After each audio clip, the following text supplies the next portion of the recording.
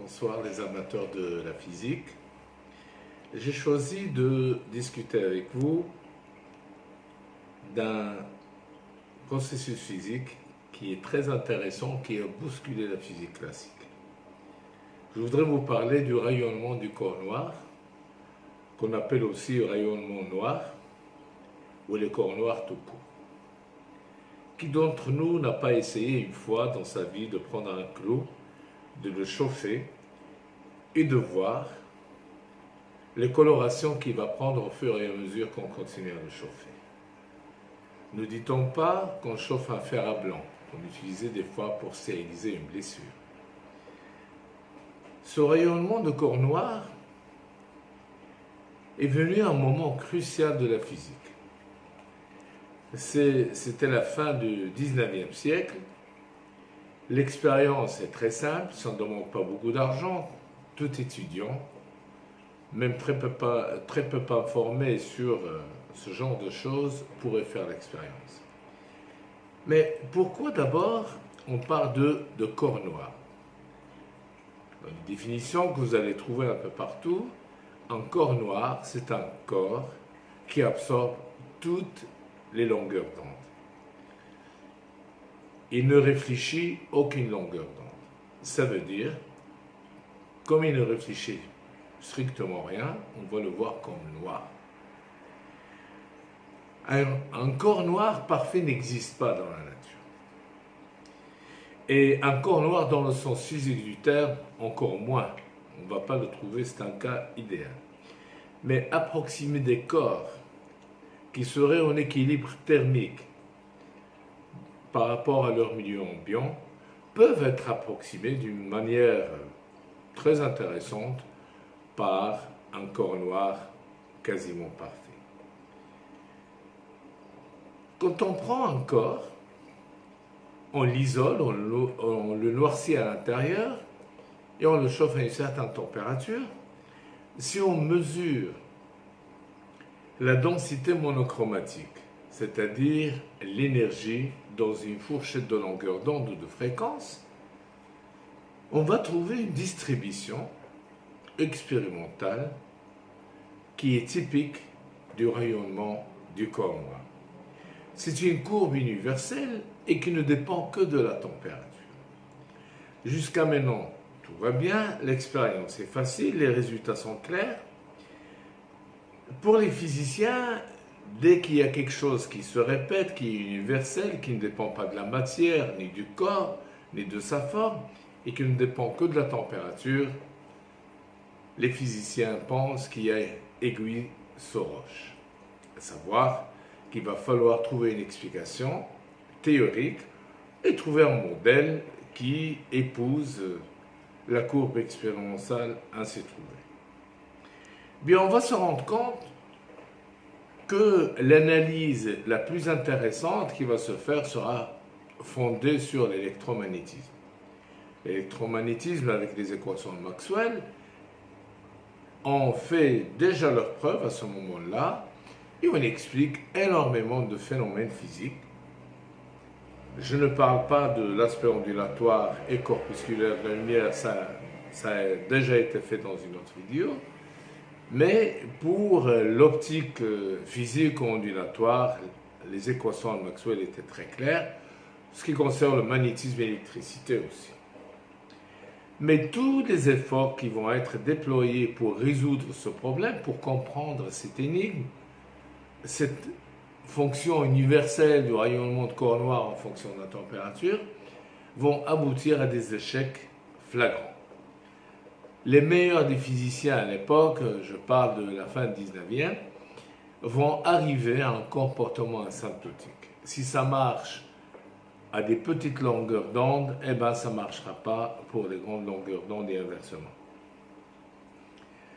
Certains physiciens, avec leur modèle, qui était basé sur l'électromagnétisme, vont arriver à une contradiction flagrante, à savoir que la densité monochromatique d'énergie va diverger quand on va vers les petites longueurs d'onde. Et c'est ce qu'on a appelé la catastrophe ultraviolette. Dans cette courbe universelle du rayonnement du corps noir, le maximum de cette densité monochromatique en fonction de la longueur d'onde a une particularité très intéressante et qu'on pourra utiliser dans le domaine technologique.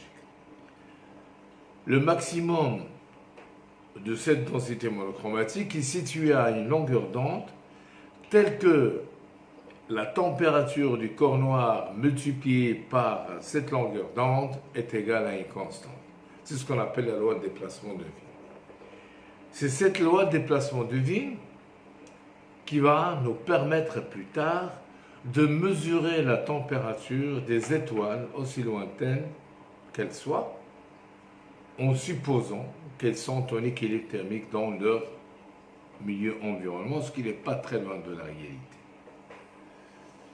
On peut aussi le faire pour mesurer ou estimer la température d'un fil de tungstène dans une lampe à incandescence.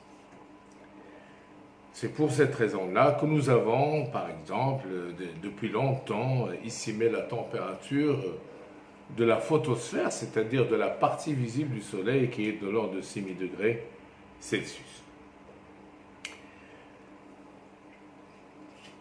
La seule explication plausible qui va venir, c'était dans un congrès de physique le mois d'octobre 1900, c'est Planck qui va venir avec une relation qui va qualifier d'empirique en disant voilà, ça marche, mais je n'ai pas d'explication. Moi, je pense que c'était un petit mensonge blanc parce que cette relation fondamentale, qui va apparaître fondamentale plus tard, ne peut pas être basée sur quelque chose d'empirique. La preuve, c'est que 2 mois plus tard, le mois de décembre, le 22 décembre 1900, Max Planck revient à la charge dans un autre congrès. Il va annoncer devant tout le monde qu'il a une explication pour cette expression, l'expression de Planck pour le rayonnement de corps noir, mais qui était fondée sur quelque chose qui n'était pas raisonnable, à savoir que les corps rayonnent une quantité d'énergie qui est quantifiée, c'est des quantas d'énergie. J'allais presque dire que la moitié de la salle qui était présente ont quitté parce que discrétiser l'énergie était un tabou. Einstein faisait partie des présents, mais lui il n'a pas quitté parce que Max Planck était son patron. Et cette quantification d'énergie était basée sur un calcul d'entropie, et je dis toujours à mes étudiants que la thermodynamique a engendré la mécanique quantique. Il y a une chose qui m'a vraiment intéressé dans ce rayonnement de corps noir. Quand je regarde le spectre solaire qui arrive au niveau de la mer, et une grande partie qu'on ne reçoit pas sur Terre, et heureusement, sinon on ne serait pas là en train d'en parler, les rayons gamma et les rayons X sont arrêtés beaucoup plus haut dans l'atmosphère. On a un bouclier naturel qui nous protège, c'est un don de la nature, mais la partie de la lumière qui arrive au niveau de la mer présente un comportement d'un corps noir qui est chauffé à une température de 6000 degrés à peu près. Le maximum de la courbe de la densité monochromatique est situé à une température, à une longueur d'onde de 550 nanomètres. C'est une belle couleur verdâtre. La chose impressionnante, c'est que quand on regarde la sensibilité de l'œil humain normal, on a 2 comportements visuels différents pendant la journée et pendant la nuit. Eh bien, pendant la journée, le maximum de la sensibilité de l'œil humain est situé justement à 550 nanomètres, c'est-à-dire là où l'énergie solaire est maximum pendant la journée. Si on faisait partie d'une planète dans le système de Sirius, eh bien, on ne pourrait pas voir, même si on a des yeux normaux qui fonctionnent, parce que la température de Sirius étant beaucoup plus grande, le maximum de son énergie monochromatique est situé dans les UV. Si on était à côté, si on était dans une planète, dans un système d'une géante rouge, le maximum de l'énergie de cette étoile serait dans l'infrarouge, et comme vous le savez tous, l'œil humain ne détecte pas les infrarouges. Dans la vidéo prochaine, je rentrerai dans les détails pour le calcul, exactement comme l'avait fait Planck, pour démontrer les vertus du rayonnement de corps noir. Je vous remercie.